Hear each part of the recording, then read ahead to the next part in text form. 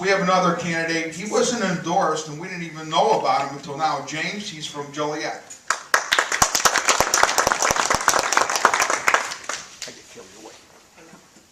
That's okay. Thank you and good evening. I feel at home and I feel out of place. I feel at home because the conservatives that are here tonight, but I feel a little bit out of place because I live on the far west side of Joliet, and thankfully a couple of constituents showed up tonight, and very nice to see you here and get some support. Let me ask you a question. Is there anybody here tonight that is a God-fearing American?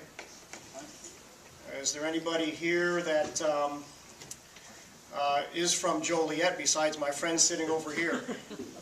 Great to meet you. And I'm glad to be here because I was just talking to my wife tonight before I came here, wondering why I was coming.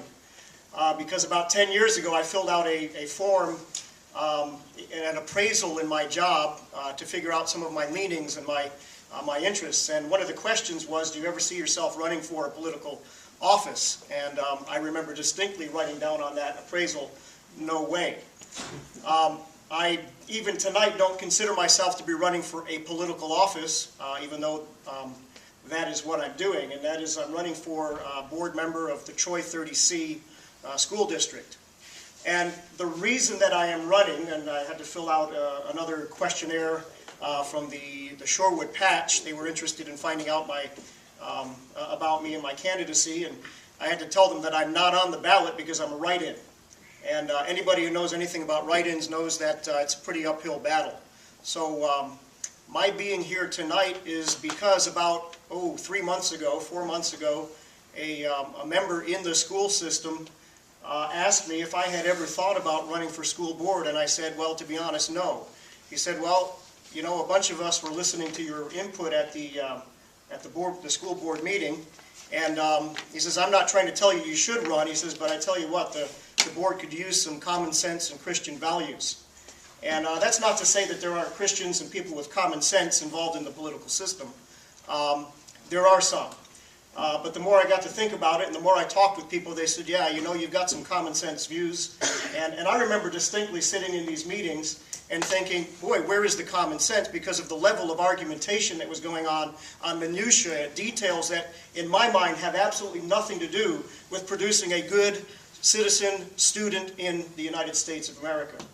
There's a lot of discussion about school uniforms and about various tests, and none of it seemed to mesh. And there was a lot of argumentation, but there was nothing centered on and focused on a quality-focused education. It was all periphery. It was all programs, and it was all minutia that was taking the educational system in this direction and that direction. And after much prayer and after a number of people saying, yeah, you should go for it, I decided, well, maybe I should, but it was too late to get on the ballot. So here I stand tonight, like I say, an uphill battle. I'd appreciate your support if you know anybody in Joliet voting in the Troy precinct. James Newby is the write-in name if you'd like a fact sheet. I've got a fact sheet over there.